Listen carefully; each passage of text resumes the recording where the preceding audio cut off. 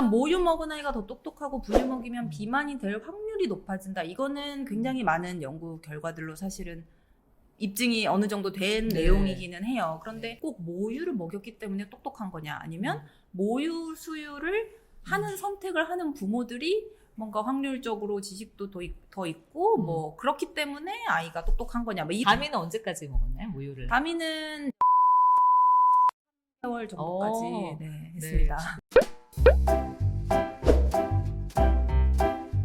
초반에는 이제 아이가 진짜 배고픈 건지 배부른 건지 이런 신호들을 좀 파악하기가 좀 어렵잖아요. 그래서 특히 이제 모유 수유든 분유 수유든 할 때 우리 아이는 언제 어떤 식으로 배고픔을 표현하는구나, 언제 어떤 식으로 배부름을 표현하는구나, 이런 것들을 되게 많은 시행착오를 통해서 부모님이 그 감을 가져야 되고, 그러기 위해서는 아이를 굉장히 잘 관찰하는 게 중요한 것 같아요. 수유할 때 뭐 그냥 핸드폰 보면서 하실 수도 있는, 저도 뭐 그렇게 할 때도 있었지만 이제 가급적 이제 그런 이제 반응적으로 하라는 거죠. 아이가 배고프구나 배부르구나 이런 거를 이제 파악을 할 수 있게.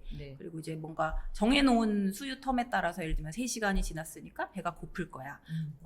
이제 다 먹었으니까 양을 뭐 80ml 먹었으니까 배가 부를 거야. 이렇게 이제 하는 게 아니라 아이마다 굉장히 다를 수가 있기 때문에 이제 이런 인위적인 텀이나 양이나 이런 데 집착을 하기보다는 이제 아이를 잘 보면서 이거는 배부른 거구나, 배고픈 거구나, 이렇게 좀 반응적으로 수유를 하는 게 이제 좋다는 거고, 웃으면서 먹기를 멈춘다? 그럼 그냥 아이들에 따라서 이제 한 번에 다 먹고 싶어 하는 아이가 있고 좀 쉬어서 먹고 싶어 할 때도 있거든요. 그래서 이제 먹기를 멈춘 다음에 일단은 이제 수유를 중지하고 그다음에 반응을 보는 거죠. 보여준다거나 하면서, 아니면 입에 좀 가까이 댄다거나 해서 더 먹을 의사가 있는지 없는지, 이런 좀 뭐 명확하게 클리어하게 알 수 있다기보다는 부모가 아이와 이렇게 상호작용하면서 좀 그거를 알아가는 노력이 필요한 것 같아요. 일단 모유 먹은 아이가 더 똑똑하고 분유 먹이면 비만이 될 확률이 높아진다. 이거는 굉장히 많은 연구 결과들로 사실은 입증이 어느 정도 된 내용이기는 해요. 그런데 이제 모유를 먹이고 분유를 먹이는 이 실험을 한다는 게 가능하지가 않잖아요. 그래서 예를 들어 모유를 선택하는 부모들과 분유를 선택하는 부모들, 이 사이에도 뭔가 다른 차이점이 있을 수가 있거든요. 근데 자연 환경에서 이 연구를 하는 거다 보니까 꼭 모유를 먹였기 때문에 똑똑한 거냐, 아니면 모유 수유를 하는 선택을 하는 부모들이 뭔가 확률적으로 지식도 더 있고 뭐 그렇기 때문에 아이가 똑똑한 거냐, 뭐 이런 게 되게 조금 논란이 되기는 해요. 그래서 뭔가 모유가 이제 좋다, 이런저런 형식으로 좋다는 뭐 연구들은 많이 있지만 굉장히 클리어하게 인과관계를 나타내는 것은 사실 아니기 때문에 뭐 가급적 모유를 먹으면 안전하게 왜냐면 진화적으로 아이에게 좋게 이제 만들어진 것이기 때문에 안전한 선택이다. 뭘 먹이면 좋다. 하지만 그렇지 않는다고 해서 뭐 아이가 뒤떨어질 거라는 뭐 그런 그렇게까지 보기는 좀 무리가 있는 것 같아요. 다미는 언제까지 먹었나요, 모유를? 다미는 이제 완모했고요. 한 13개월 정도까지 했습니다. 이제 모유를 먹여야 될 것 같아요.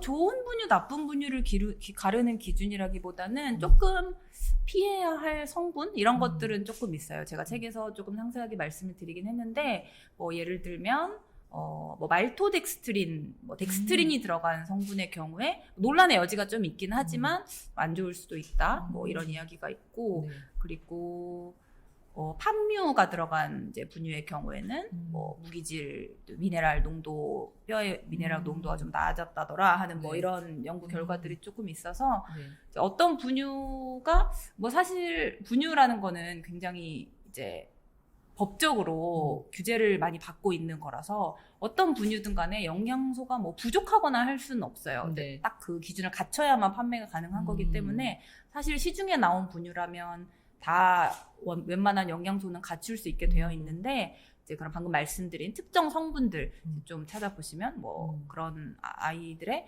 안 좋을 수도 있음을 뭔가 암시하는 연구 결과들이 이제 있거든요. 그래서 그런 거 좀 주의해서 고르시면 될 것 같아요.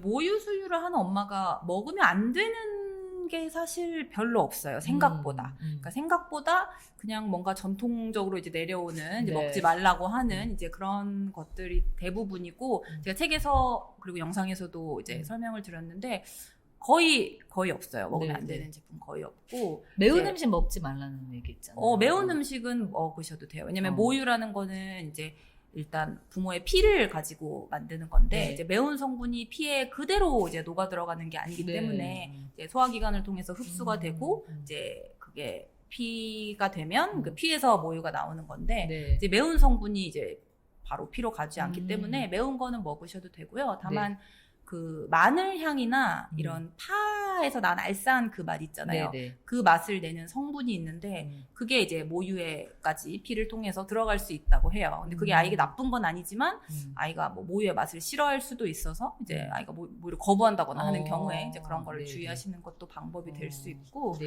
그리고 주의하셔야 될 식단 관련된 게 한 개 있는데 그 수은이 많이 들어갈 수 있는 그 참치, 네. 대형 어종의 경우에는 임산부나 모유수유부는 먹지 말라고 권고를 하고 있습니다.